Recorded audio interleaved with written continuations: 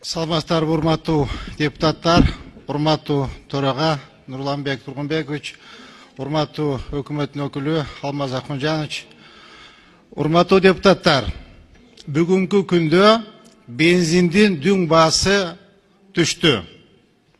Кечөө бензин ташыган, дүң баада бензин ташыган компаниялар менен сүйлөштүм. Алар АИ 92 маркасындагы бензин 45 сомдон экен. АИ 95 49 сомдон экен. Азыр мына биздин заправкаларда 58 сомдон 62-65 сомго чейин сатылып жатат.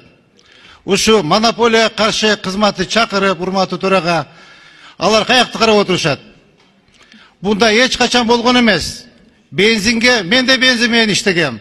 Biz 2 сом 3 сомдон кошчубуз. Азыр мынакей 18-20 сомдон кошулат. Уят деген болуш керек да.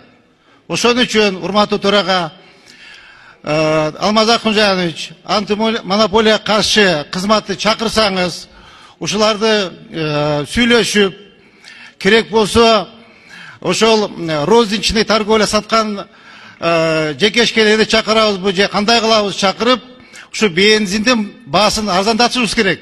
Жок дегенде АИ 92 47 сом 50 сом болуш керек, АИ 95 53-55 сом болуш керек.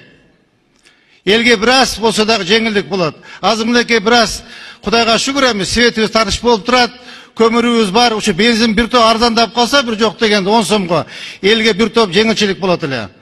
Ошону сөзсүз көзөмөлгө алалы, урматтуу депутаттар. Керек болсо урматтуу президентибиз Садыр Нуркожоевичке, урматтуу генералыбыз Камчек Кыдышаевичке кайрылалы. Эгер биздин депутаттардан колдон келбесе, өкмөттүн колдон келбесе, анда президентибиз менен урматтуу генералыбыз Камчек Кыдышаевичке кайрылалы.